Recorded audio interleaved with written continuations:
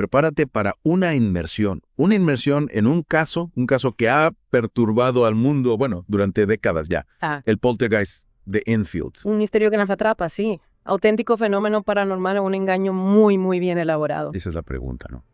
Y hoy vamos a intentar a ver si podemos desentrañar este enigma, ¿te parece? Me parece. Para ello, pues bueno, tenemos recortes de prensa de la época, ¿no? Ajá. Tenemos testimonios, tenemos, bueno, el intrigante texto pegado como punto de partida. Interesante, sí. Un caso donde las sombras como que se mezclan con la realidad, ¿no? Donde los límites de lo que creemos posible se desdibujan. Totalmente. O sea, entramos en una casa aparentemente normal, ¿no? Sí. En el norte de Londres, donde una familia, los Hodgson, se enfrentaron a lo inexplicable. Uf, qué mal rollo. Agosto de 1977. Una madre divorciada, Peggy, y sus 4 hijos, Margaret, Janet, Johnny y Billy. ¿Qué fue lo que realmente les ocurrió? Bueno, comencemos por los hechos, ¿no? Si nos basamos en texto pegado, la tranquilidad de su hogar de repente se vio interrumpida, ¿no? Sí. Por sucesos extraños, inexplicables. ¿Qué tipo de suceso? Movimiento de muebles, por ejemplo, golpes en las paredes, ruidos inquietantes que parecían surgir de las entrañas de la casa. Uf, qué miedo. Ruidos que poco a poco se transformaron en algo más aterrador. Imagínate. Sillas deslizándose por el suelo, ¿no? Yes. Como movidas por una mano invisible. Objetos volando por los aires sin razón aparente. Yeah. ¿Cómo reaccionarías ante algo así? No lo sé, la verdad. Yo creo que saldría corriendo. Yo creo que también. La policía fue llamada a la escena. Incluso un agente afirmó, atención, haber presenciado un movimiento de una silla sin que nadie la tocara. ¿Prueba irrefutable o sugestión ante lo desconocido? Claro, la prensa, sedienta de historias impactantes, no tardó en hacerse eco del caso. Los Hodgson, pobres, se vieron envueltos en un torbellino mediático, sus vidas expuestas al escrutinio público. Claro, y con la atención mediática, llegaron los investigadores, ansiosos por descubrir la verdad detrás del misterio. Exacto. 2 figuras clave de la Sociedad para la Investigación Psíquica, Maurice Grosse y Guy Lyon Playfair, dedicaron años a este caso. ¿Y quiénes eran estos dos? Pues mira, Grosse era un hombre pragmático con una fascinación por lo paranormal, ¿no? Y Playfair era un escritor meticuloso, un tipo que documentaba cada detalle, cada sonido, cada movimiento inexplicable. Increíble. Y en el centro de todo, Janet, la hija menor, grabaron sus voces que parecían transformarse en las de un hombre guturales que se hacía llamar Bill y que interactuaba con ellos. Era realmente la voz de una entidad del más allá. Esa es la gran pregunta. Claro. Pero las voces no fueron la única evidencia. Objetos levitando, cambios bruscos de temperatura, marcas y arañazos inexplicables en las paredes, un cúmulo de fenómenos que parecían desafiar las leyes de la física. Alucinante. Incluso filmaron a Janet doblando cucharas y una barra de hierro con una facilidad asombrosa, sin esfuerzo aparente. Podía ser un simple truco. Es ahí donde reside la controversia. Janet y su hermana Margaret eran víctimas de un ente sobrenatural o eran hábiles actrices que habían orquestado un engaño. La duda se instala, la línea entre la realidad y la ficción se desdibuja. Y para añadir más misterio a este rompecabezas, tenemos las investigaciones de Anita Gregory y John Beloff que encontraron indicios de falsificación por parte de las niñas. Habían estado jugando con la credulidad de los investigadores. Gregory, conocida por su rigor científico, argumentó que el comportamiento de Janet era teatral, exagerado, que no encajaba con los patrones de posesión demoníaca o actividad poltergeist. Entonces, estaba buscando explicaciones racionales a lo inexplicable. ¿Puede ser? Pero entonces, ¿cómo explicar los testimonios de tantos testigos? Incluyendo a los policías. Y las grabaciones de las voces eran también un montaje. Las dudas se multiplican cuando las hermanas Hodgson confesaron haber fingido algunos fenómenos, aunque luego se retractaron. Un juego de niñas que se les fue de las manos o la manipulación de fuerzas que escapan a nuestra comprensión. Un misterio dentro de un misterio.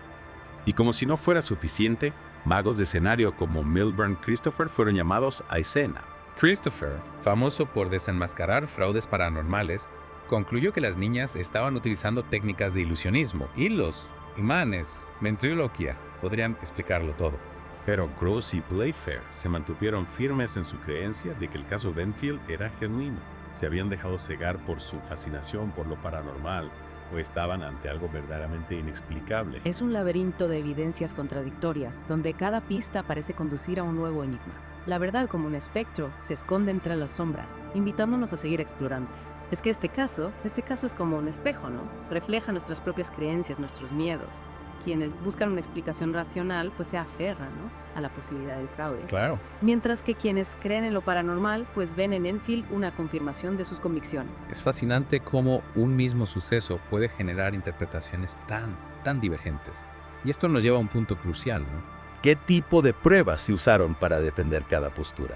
¿Cómo interpretaban, por ejemplo, las grabaciones de las voces de Janet? Pues los creyentes veían en ellas la prueba irrefutable, ¿no?, de una entidad externa que controlaba a la niña.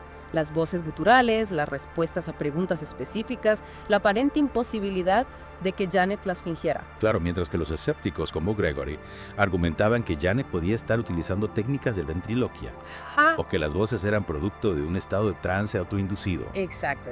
Y no solo las voces, los movimientos de objetos, las levitaciones, las marcas en las paredes. Cada fenómeno era analizado desde ambas perspectivas, buscando una explicación natural o supranatural. Claro. ¿Y qué hay de las técnicas de investigación? ¿Eran lo suficientemente rigurosas como para descartar la posibilidad de un engaño? Y ahí es donde la cosa se complica. Algunos investigadores criticaron la metodología de Gross y Playfair, Sí. argumentando que no se tomaron las medidas necesarias para evitar la manipulación por parte de las niñas. Claro, se dice que muchas de las manifestaciones ocurrían cuando las niñas estaban solas Sí. o sin la supervisión directa de los investigadores. Eso es, pura casualidad o una oportunidad para orquestar el misterio. Es verdad. Esta falta de control, sumada a las confesiones, ¿no?, y retractaciones de las hermanas Hodgson, pues alimentó las sospechas de los escépticos. Era todo un elaborado juego de niñas que se les fue de las manos. Ya. O había algo más, algo que escapaba a la lógica y la razón. La verdad es que cada nueva pieza de información parece añadir más preguntas que respuestas. Y en medio de este laberinto de dudas, surge la figura de Milburn Christopher, Ah, sí. un mago de escenario experto en desenmascarar fraudes paranormales. Christopher, con su ojo crítico y su conocimiento de ilusionismo, analizó los fenómenos desde una perspectiva completamente diferente. Para él no había nada sobrenatural en Enfield, solo trucos y técnicas de manipulación. Llegó a reproducir algunos de los fenómenos utilizando técnicas de magia. Exactamente. Christopher demostró que los movimientos de objetos podían ser provocados con hilos o imanes, y que las voces de Janet podían ser producto de la ventriloquia. Su análisis aportó una dosis de racionalidad al caso, pero no convenció a todos. Gross y Playfair se mantuvieron firmes en su creencia de que el caso Enfield era genuino, argumentando que Christopher no había tenido en cuenta todos los factores que había simplificado el fenómeno. El debate entre creyentes y escépticos se intensificó, convirtiendo el caso Enfield en un campo de batalla ideológico, ¿no?, donde la ciencia y lo paranormal se enfrentaban en una lucha sin cuartel. Increíble. Y este enfrentamiento no se limitó al ámbito de la investigación. No. El caso Enfield trascendió las paredes de aquella casa en el norte de Londres Sí. para colarse en la cultura popular, inspirando películas, documentales, series de televisión. Películas como The Conjuring 2, por ejemplo, tomaron como base los sucesos de Enfield, amplificando el terror, ¿no?, y lo sobrenatural, alimentando la fascinación del público por este misterio. Claro, y el falso documental de la BBC, Ghostwatch, causó una auténtica conmoción, ¿no?, al recrear de forma ficticia un caso poltergeist inspirado en el de Enfield. Ghostwatch jugó con los límites de la realidad y la ficción, despertando el miedo, ¿no?, y la fascinación por lo paranormal en una audiencia que no estaba preparada para discernir entre lo real y lo inventado. Es un ejemplo de cómo la cultura popular puede moldear nuestra percepción de lo paranormal, creando mitos y leyendas que se transmiten de generación en generación. Y es que el caso Enfield tiene todos los ingredientes de una buena historia. Una familia vulnerable, una casa con un pasado oscuro, fenómenos inexplicables, investigadores divididos entre la creencia y el escepticismo. Una historia que nos atrapa, que nos hace dudar, que nos invita a explorar los límites de lo que creemos posible. Y a pesar de que han pasado décadas, el debate sigue abierto. ¿Fue Enfield un auténtico fenómeno paranormal o un elaborado engaño? Hemos examinado las pruebas, los testimonios, las diferentes interpretaciones, pero la respuesta definitiva parece escurrirse entre nuestros dedos como un espectro. Quizás la verdadera lección del poltergeist de Enfield no reside en encontrar una respuesta única y definitiva, sino en aceptar la complejidad del misterio, en abrazar la incertidumbre. En aprender a convivir con la duda, con la posibilidad de que haya cosas en este mundo que escapan a nuestra comprensión, que desafían nuestras explicaciones racionales. El caso Enfield nos recuerda que la realidad puede ser mucho más extraña y sorprendente de lo que imaginamos. Y que a veces la búsqueda de la verdad es más importante que la verdad misma. ¿Y tú qué crees? ¿Te atreves a adentrarte en las sombras del poltergeist de Enfield y sacar tus propias conclusiones? Hemos explorado las evidencias, las investigaciones, las controversias, pero aún queda una pregunta en el aire, ¿no? ¿Por qué el poltergeist de Enfield? ¿Por qué nos sigue fascinando después de tantos años? ¿Cuál es la huella que ha dejado en nuestra cultura? Es un caso que ha trascendido el ámbito de lo paranormal. Se ha convertido en un fenómeno cultural, es como un espejo, ¿no? Donde reflejamos nuestros miedos, nuestras creencias, nuestra fascinación por lo desconocido. Totalmente. Hablamos de películas como The Conjuring 2, que si bien se basan en los sucesos de Enfield, amplifican el terror y la espectacularidad de lo paranormal.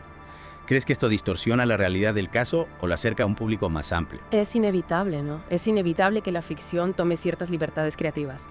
Pero al hacerlo, pues mira, despierta la curiosidad del público. Lo invita a investigar, a cuestionar, a formarse su propia opinión sobre lo ocurrido en Enfield. Y no podemos olvidar Ghostwatch, ¿verdad? Ese falso documental de la BBC que sembró el pánico al recrear de forma ficticia un caso poltergeist inspirado en el de Enfield.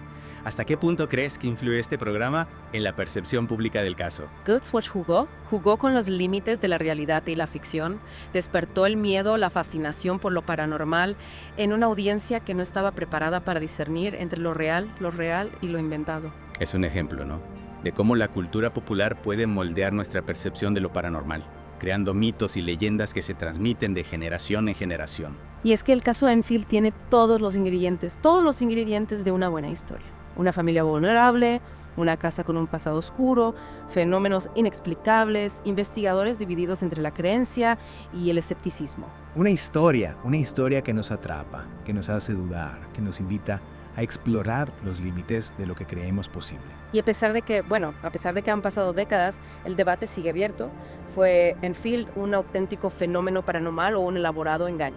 Hemos examinado las pruebas, los testimonios, las diferentes interpretaciones, pero la respuesta definitiva parece escurrirse entre nuestros dedos como un espectro. Quizás la verdadera lección del poltergeist de Enfield no reside en encontrar una respuesta única, definitiva, sino en aceptar la complejidad del misterio, en abrazar la incertidumbre. En aprender a convivir con la duda, con la posibilidad de que haya cosas en este mundo que escapan a nuestra comprensión, que desafían nuestras explicaciones racionales. El caso Enfield nos recuerda que la realidad puede ser mucho más extraña, mucho más sorprendente de lo que imaginamos.